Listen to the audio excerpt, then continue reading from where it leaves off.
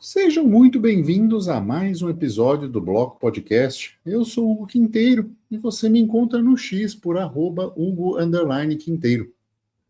No episódio de hoje, vamos falar sobre como montar seu plano B com cripto. O que fazer se o governo travar tudo amanhã?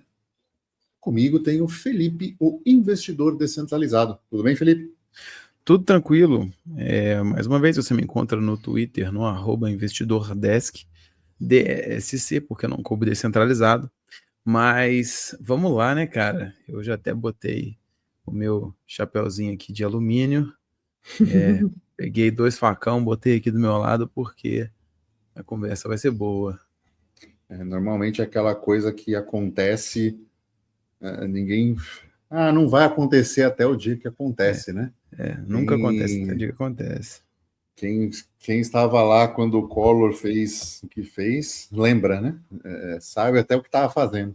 E acho que Exatamente. esse é o ponto, né, cara? Se amanhã se acordasse com a conta bancária congelada, cartão bloqueado ou Pix desativado, né? O que você faria? É. Como está a sua Então, preparação para esse cenário, né?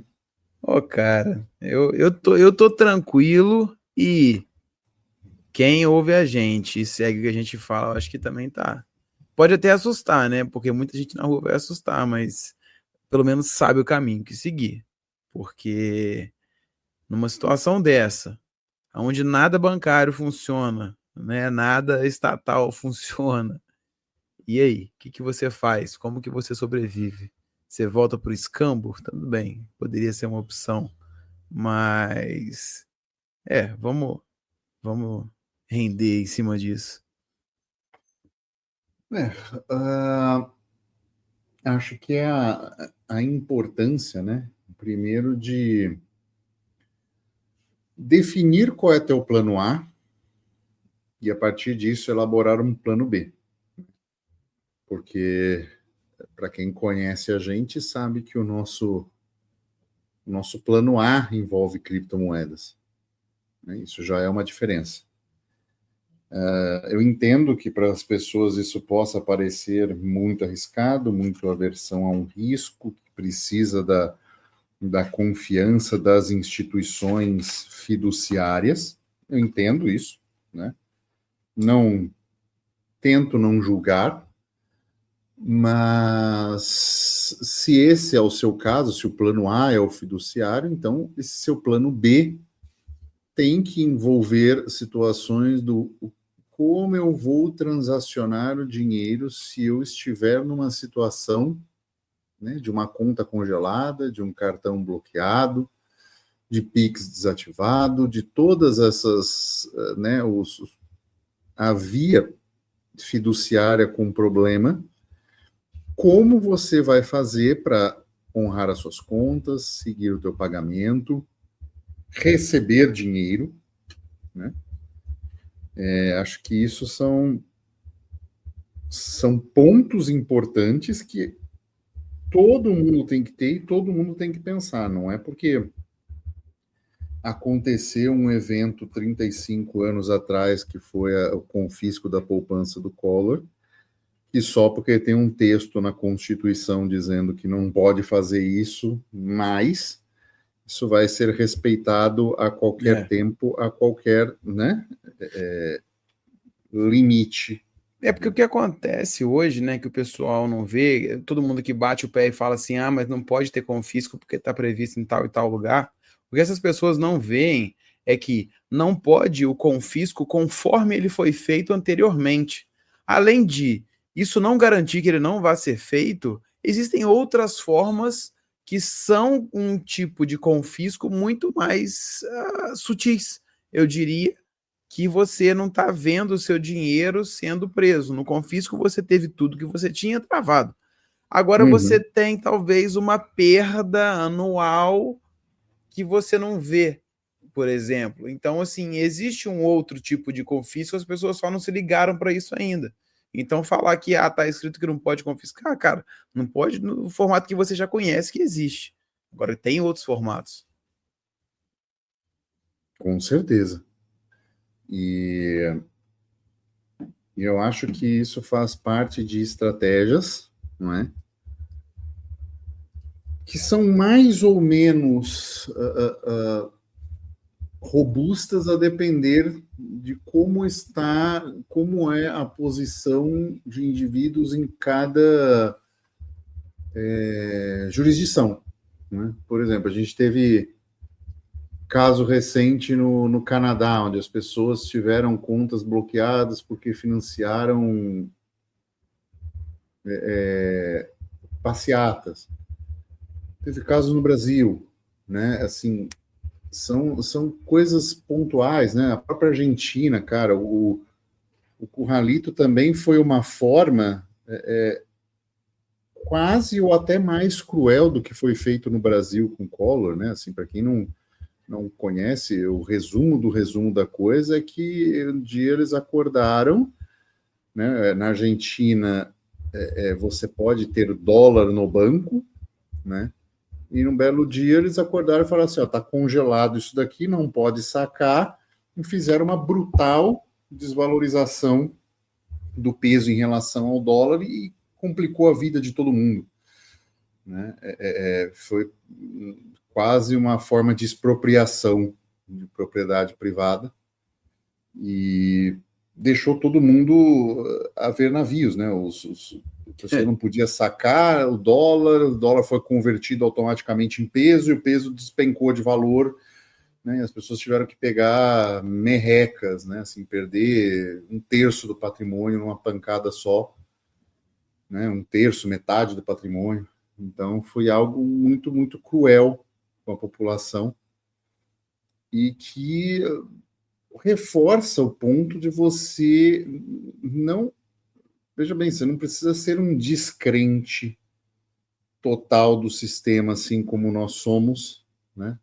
Mas você tem que entender que você tem que estar preparado, um pouquinho que seja, para lidar com uma situação catastrófica dessa, porque não é algo da imaginação. Isso acontece, já aconteceu e deve voltar a acontecer em algum país ou em algum momento, e o risco disso normalmente está maior ou menor dependendo da jurisdição que você está, né? E esse plano B, né? Esse plano contra o fiduciário, ele tem que ser mais ou menos robusto a depender primeiramente disso, né? Em que jurisdição você está, qual é o controle de capital que essa jurisdição tende a fazer e onde ela pode avançar ou mais, né? Ou avançar e ir para cima das pessoas, né? Isso é uma coisa que a gente fala muito, né? Quando você tem um aluno de curso tirando dúvida no Discord, uma consultoria e tudo mais, né? A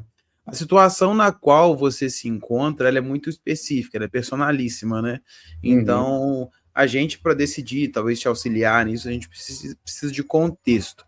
Contexto é uma coisa que só você vive, só você sabe como que é a sua realidade, para você se ajustar mais ou menos a esses casos. Então, quando a pessoa vive num país mais desenvolvido, com mais liberdade econômica, com entre aspas, um bem-estar social maior, esse cara não se preocupa tanto com essas coisas igual a gente traz aqui. À medida que, quando você tem pessoas de países que são considerados piores, você já tem uma boa parcela da população muito mais preocupada em outras formas de manter ou guardar dinheiro, né, ou manter patrimônio, que aí já vai vir um pouco mais para o nosso lado, né? É claro que, assim, no caso do nosso plano B, que a gente fala do governo travar tudo, você tem que não só ter dinheiro, né, investido, por exemplo, alguma forma de você manter patrimônio, mas, assim, até de você transacionar, né? A gente está indo um pouco mais para frente nessa questão. Mas, ainda assim, é algo válido, porque não é comum você ter alguém nos Estados Unidos, sabe, reclamando desses bloqueios, essas dificuldades, ou impostos, sabe, que o povo reclama, beleza, mas não é tanto. Se você for comparar com um cara que está na Venezuela, na Coreia do Norte, na Turquia, na Argentina, no Brasil mas esses daí reclamam muito menos, né? Eles não podem reclamar, né? Exatamente, né? A Coreia do Norte é mó bom, se você está reclamando, você está falando Ninguém mal. reclama lá, né? Não mesmo. Daqui a pouco o Brasil vai ficar assim, só relaxa. Aí, tipo Vai assim, né? ficar? Já está ficando, né? Enfim. Mas, cara, então assim, a gente já parte, né, para uma coisa um pouco mais específica. Vai da pessoa, vai do seu nível de renda, do quanto de dinheiro você tem disponível, se tudo der merda, para onde eu vou? Isso varia de pessoa para pessoa. Então, assim, você tem que ter meios, né, de atender essas situações todas aí, né? Mas, enfim, continuando. Sim. Então, partindo desse pressuposto que o seu plano B vai ser maior ou menor, dependendo de onde você estiver, acho que é importante, né, que essa reserva tenha alguns criptoativos que te permitam. Eu acho que o primeiro ponto ela te permite sair do país que você está, né? Aí Justo? para onde você vai, aí já é uma outra coisa que você tem que começar a pensar. É um país mais próximo? É uma saída de carro? É uma saída de avião? Como é essa saída? Então, aí separar esse dinheiro, né? Eu estou sozinho, eu sou uma família, né? Quantas pessoas são nessa família? Como se daria esse transporte? Se for carro, o carro cabe todo mundo, qual o combustível necessário, aonde eu pretendo ir, né? Eu preciso estocar combustível, porque se a gente estiver falando numa situação que envolva, por exemplo, algo mais sobrevivencialista, no sentido de falta de luz ou algo assim, eu preciso me locomover para outro país, então eu preciso. É importante que você tenha uma reserva de combustível em algum lugar que esteja acessível, porque bombas de combustível podem não funcionar ou limitar muito a quantidade. Então, tudo isso é muito variável e depende muito da estratégia que você escolher. Então, creio que nesta reserva, né, o que ter nessa reserva? Cara, Bitcoin no mercado P2P ele é amplamente aceito, Monero no P2P é amplamente aceito, stablecoins no mercado P2P são amplamente aceitas. Então, creio que cada um cumpre uma função, né? O Bitcoin tendendo a uma reserva de valor, né? Ou seja, apreciar valor, preço mais ao longo do tempo. Se ele está sendo utilizado para isso, então é importante que você tenha complementos, né, para fazer uma saída, que você tenha complementos em stablecoins, por exemplo, porque você não está exposto à volatilidade de um Bitcoin, então a sua reserva, você não pode se dar o luxo da sua reserva antes cumprir todos os objetivos que você tinha e por causa de uma oscilação de curto prazo, você abrir mão de 30%, 40%, 50% dela, né? Senão ela perde até a característica de ser emergencial, né? Emergencial precisa estar pronto a qualquer tempo. Então, esta reserva não é a mesma reserva que você faz de longo prazo no Bitcoin. Ela precisa ser rebalanceada a depender da volatilidade dos criptoativos como Bitcoin e Monero, né? Ela não é uma reserva do tipo assim, vou comprando Bitcoin e colocando lá, porque esta volatilidade pode gerar um problema para você, então você precisa de stablecoins para isso, tá? Então é algo importante de se dizer, né? Porque as pessoas falam assim, é só comprar Bitcoin e guardar. Não, nesse caso não é, porque você está exposto a uma volatilidade que não é o momento, né? Se você está, sei lá, você pegar no ápice do bear market e coincidentemente seu país estourar numa guerra civil e você precisar correr, e você comprou isso lá na alta, quer dizer, a sua reserva de valores vai ser um prejuízo muito grande. Então, né, a sua reserva de emergência, não reserva de valor.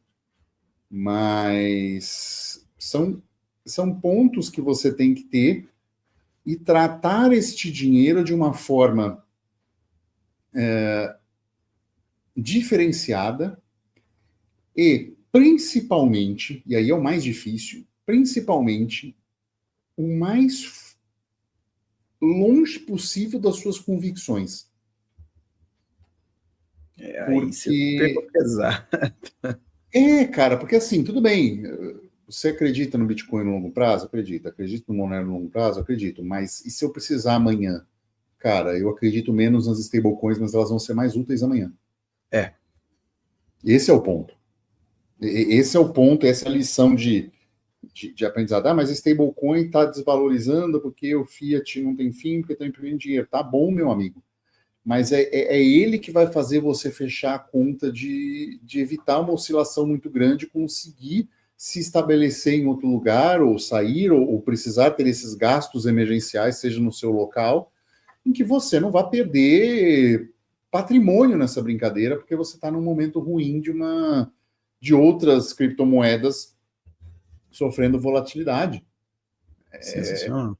Esse é o ponto, assim, esse é o ponto que você precisa estar e colocar além das suas convicções. Outro ponto, em muitas jurisdições aqui, e você viu isso pessoalmente, a gente encontrou muito mais loja que compra e vende ouro e prata do que loja falando aceito Bitcoin.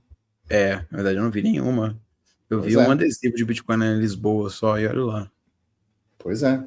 Então, mas eu não acredito na tese de ouro e prata a longo prazo. Tá, mas eu estou inserido num contexto em que é mais útil eu ter eles. Né? Se não é uma coisa que eu só estou falando em termos de honrar pagamento ou coisa assim, é melhor eu ter ouro e prata. Não vou me mudar nem nada, ou preciso fazer uns pagamentos, porque não tem luz. Eu consigo pegar, liquidar ouro e prata e pegar dinheiro em espécie aqui. Muito mais fácil do que um P2P. Num sistema, numa situação sem comunicação ou com comunicações prejudicadas. Então, mas a minha tese... Tá bom, a sua tese de longo prazo é uma, a sua tese de emergência tem que ser outra. E isso é fundamental, né? A sua tese de emergência, ela tem que ser segura até para contra a sua tese de longo prazo. Entendeu o que eu quis dizer? Não. Tipo assim, a minha tese de longo prazo acredita em ABC. Mas se for uma emergência, a minha tese, a minha emergência tem que, inclusive, me proteger dessa tese que eu acredito em longo prazo. Tá, certo. Entendeu? Entendi. Então, assim, se eu acredito no Bitcoin em longo prazo, quais são os contras dele? Aí o exercício que as pessoas não fazem. Contra. Existe uma volatilidade de curto prazo que muitas vezes é prejudicial. Então, eu tenho que ter algo que vai contra isso. Porque no momento de emergência pode ser exatamente que eu seja afetado por essa volatilidade. Como eu vou fazer isso? Com ouro, com prata, com stablecoin, com seja o que for? Não sei. Mas você tem que identificar algo que a gente faz, né, há mais de 2 anos com bastante frequência aqui, olhar alguma coisa e quais são os pontos fracos dela. Para, a partir disso, a sua reserva de emergência tem que ser composta com outras coisas que são que são pontos fortes para compensar essas características ruins de curto prazo ou do que você identificou dos seus investimentos de longo prazo, para poder lhe dar a segurança e liquidez de curtíssimo prazo de uma forma que garanta que você, né, seja livre desse fiduciário. Envolve cripto. É complexo, é difícil. Envolve cripto? Pode envolver cripto. Mas a cripto, por si, é uma solução perfeita? Não. Onde está a imperfeição? Nas criptos que não são lastreadas em nada, volatilidade no curto prazo. Eu posso colocar todas as minhas reservas de emergência em ativos que tenham volatilidade no curto prazo? Não posso. Então tem que ter outra coisa. Às vezes até dinheiro fiduciário em espécie. Faz parte. Né? Exatamente. Uma coisa que é interessante, assim, falar, né, que tem no livro A Psicologia Financeira do Morgan Housel, que ele fala que é isso, tipo assim, você não sabe qual que vai ser a próxima crise. Você não sabe aonde que vai estar ela. Você só sabe que vai ter uma crise. que você tem que estar preparado para algum problema. Você não sabe qual que é o problema ao certo. Então, tipo assim, a preparação para isso ela é muito mais difícil. E muitas das vezes ela vai fugir, talvez, de uma tese que você tem. Não existe a tese infalível, né? Não é à toa que existem os cisnes negros. Então, todo mundo, se você for olhar, todo mundo no mundo tem uma tese infalível. E olha só, as crises mostram que todo mundo falha. Então, assim, tem que tomar esse devido cuidado, sabe? Enfim. Sim, com certeza. Bom, deixa eu só dar o meu pitaco sobre Claro. esses casos de emergências. Eu acho que assim, você já falou tudo, mas basicão, o que eu teria de moeda para esse caso, de moedas para esse caso, Bitcoin, Monero e o USDT, né? Foi o que você falou, eu só corroboro. O USDT talvez em algumas redes distintas, com, obviamente, o token, né, daquela rede, para você poder fazer algumas transferências e tudo mais. Eu também teria, assim, além das moedas, né, eu também teria um cartãozinho de cripto, né? Cartãozinho da Redot Pay ali, eu acho que é válido. Eu acho que talvez até ter mais de um é importante, porque um pode dar problema e você usa o outro. Então, Eu tem ainda isso. iria além, pegaria um físico, pelo menos. É verdade, tem isso porém, né? Sim. Porque, dependendo da situação, você consegue. Tem cartões que vão aceitar o físico, não vão. Então, assim, o físico é o mais amplamente aceito. Então, a chance de dar problema é menor. É. Assim, acho que precisa ter um cartão de crédito que você consiga utilizar independentemente de qualquer bloqueio da jurisdição que você esteja. Uma pergunta, curiosidade, assim, pensando. Você acha que por exemplo, aquela cidadania de Palau ou algo assim, numa situação de emergência, seria útil ter um seguro nesse sentido? Depende para qual seria a utilidade, né? Porque a cidadania, ela não vai permitir, talvez, você fazer, tipo assim, você pegar e, tô indo para Palau, gente, né? Oi, meus amigos palauenses, né? Não Sim. existe isso. Mas eu Meus acho que conterrâneos, né? Exatamente. Mas eu acho que é super válida porque, tipo assim, eu tenho dado a minha identidade de Palau para as coisas, porque é uma identidade, eu tenho uma carteira de identidade diferente agora. E, identidade, toma aqui. Palau. Não, mas como assim isso aqui? Não é válido. Como que não é válido? Liga lá no meu governo para você ver se é válido. Tipo assim, a não ser que o cara fale pra mim assim, não, preciso de um CPF, beleza. Agora, caso contrário, ela é útil. Então, assim, eu gosto dela porque são menos informações pessoais, entendeu? Então, tipo assim, depende do uso, depende da utilidade, depende até que nível a gente está falando, né? De, porra, eu tive que acionar o plano B, entendeu? Que nível de desastre a gente chegou para eu utilizar ela, mas assim, eu acho que é válida. Eu gosto dela, né? Igual eu já falei, eu recomendo, não ganho nada fazendo essa recomendação, mas eu tenho gostado. Ela tem me dado algumas possibilidades interessantes de movimentação, cripto, né?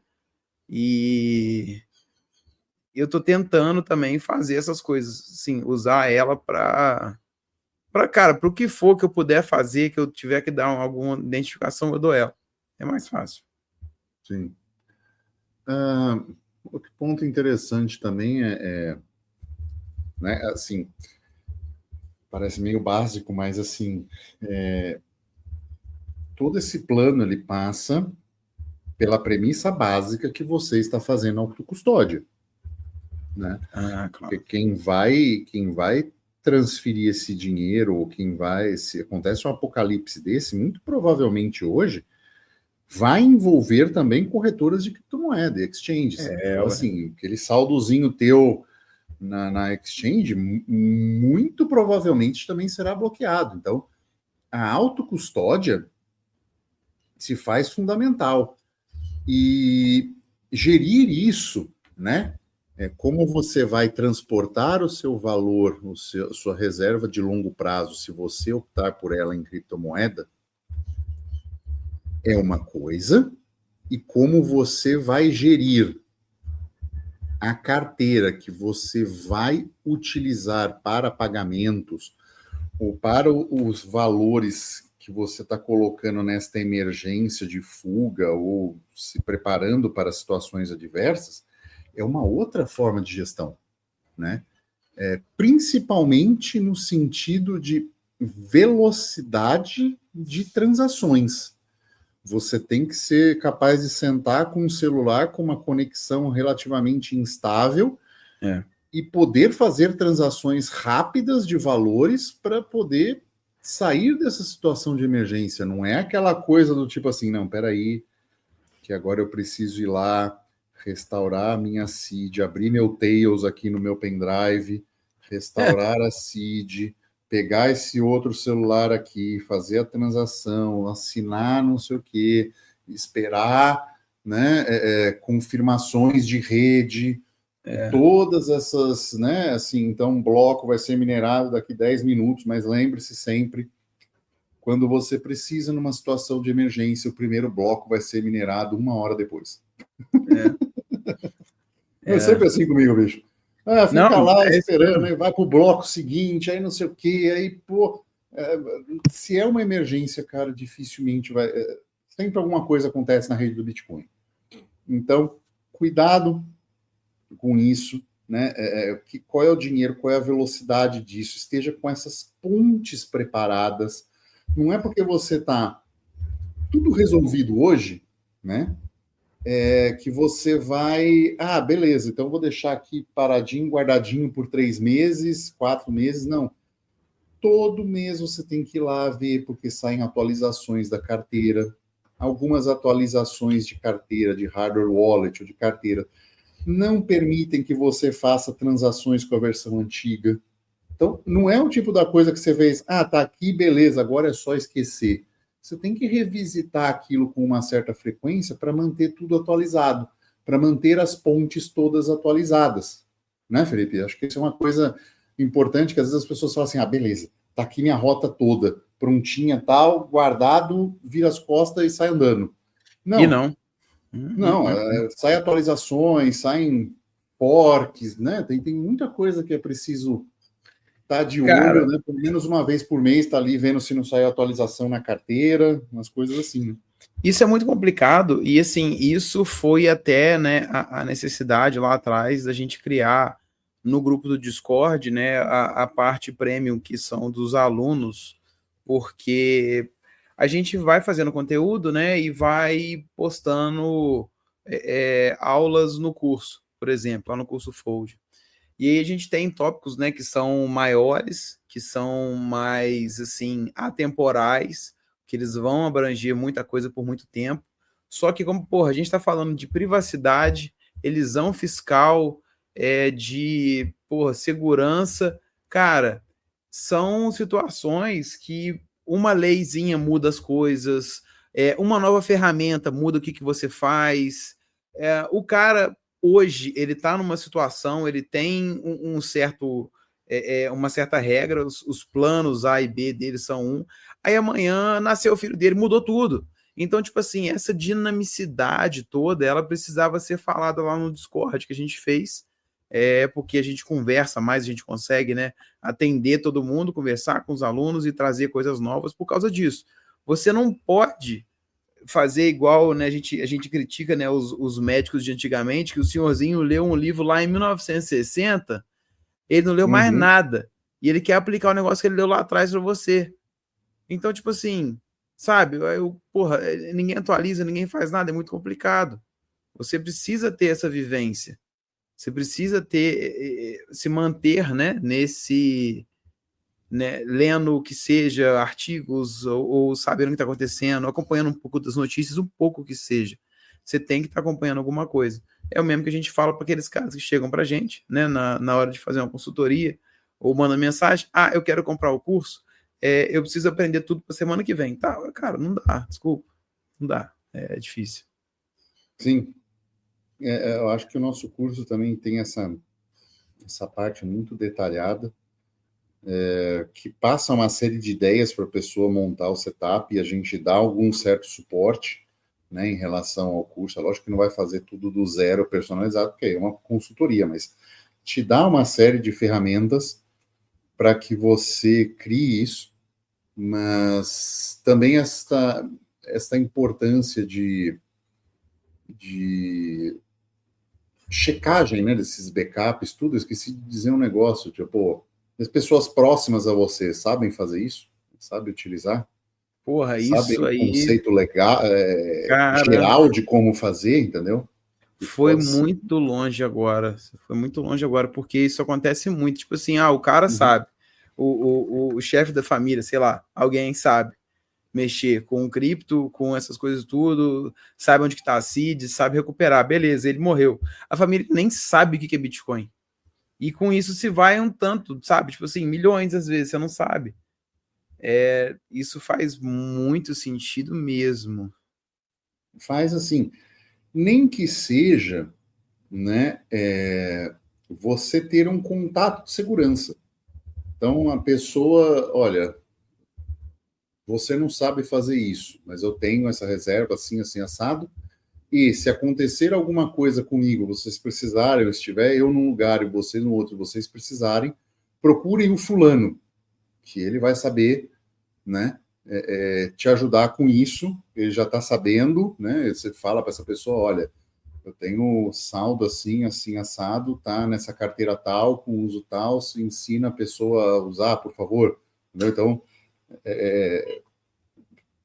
ter alguém assim, nesse sentido, para que não desampare, né? Porque de que adianta você ter essa reserva e as pessoas que estão próximas a você não conseguirem utilizar no momento que precisar? Então, é como se não tivesse, né? Uma reserva que a pessoa não consegue acessar no momento que precisa, é tão útil como não ter uma reserva, né? Exatamente. É a grande crítica que a gente faz, não só ao fiduciário, por exemplo, você ter dinheiro investido numa corretora que pode travar as contas, ou até mesmo em determinados setups aí que são extremamente absurdos e difíceis, que quando você precisa você não consegue acessar. Então, e aí, né? E também, acho que não é nem só conseguir acessar, mas se você precisa, por exemplo, pagar o combustível, vou dar um exemplo, pagar um combustível rápido porque você está em fuga. Você não pode abrir uma wallet, né? Você não pode ficar lá esperando assinar uma transação, né? E confirmar, e 6 confirmações. Então, não há viabilidade nesse tempo. Você precisa de algo urgente, algo rápido. E aí são outras formas que as criptos podem interagir com isso, né? É aquela coisa, se você da escolha, independentemente da tese que você acredita. Mas o Bitcoin é bom? Mas para fazer essas transações rápidas em Layer 1 é muito ruim. As soluções de Lightning, ou elas são custodiais, ou ela depende de um node meu, node esse que eu não posso contar se eu estou numa fuga. Entende como a coisa vai tomando complexidade? E se ela depende de terceiros, ela pode ter sido bloqueada em toda a jurisdição que eu estou. Então, você não pode depender dessa solução só, você precisa de uma rede que funcione um pouco mais rápido que isso e tal.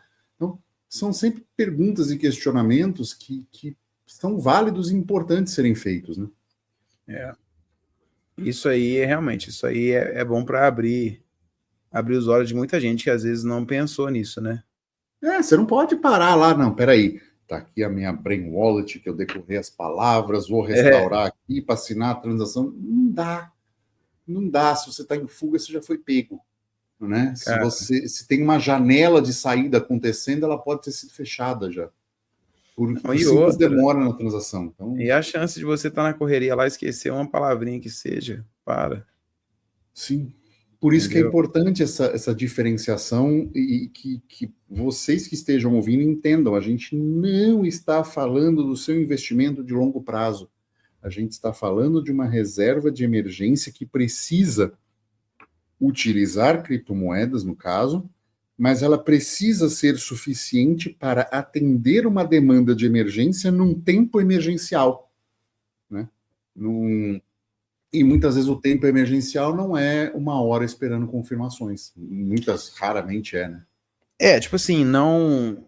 Cara, não elimina o seu plano, não é essa a questão, mas entenda também que, assim, por mais que não elimine o seu plano, né, esse plano B que a gente está falando, ele tem que considerar que algumas coisas no seu plano A vão falhar. Uhum. Mais ou menos por aí. Exato. Acho que um ponto interessante para a gente fazer uma reflexão final disso é que liberdade financeira não é só sobre acumular dinheiro. Não pode ser. Não mesmo. É sobre acessar e controlar esse dinheiro de forma soberana. Isso é liberdade financeira, né? E para ter essa liberdade e para exercer essa liberdade financeira, muitas vezes você vai precisar ir contra as teses de investimento que você acreditam ser úteis em longo prazo. Né? Seja você acredita que a Bolsa de Valores vai se valorizar e é uma excelente forma de acumular capital, beleza. Mas eu estou falando de você acessar dinheiro para poder fugir, pagar contas, honrar uma série de coisas que você precisa, independentemente do que qualquer jurisdição te disser. São situações completamente diferentes.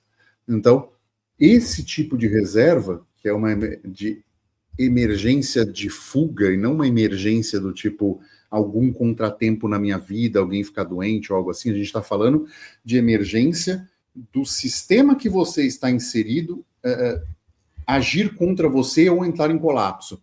Então, é um outro tipo de emergência. Nessa, você tem que abrir cada vez mais mão das suas teses de investimento e de longo prazo e, muitas vezes, apostar contra elas para você precisar usar aquele dinheiro no curtíssimo prazo. Então, acho que fica esse o recado, né, para o nosso ouvinte. Mais alguma coisa que você queira complementar? Cara, não, acho que a gente falou tudo, né? Saídas e etc., possibilidades.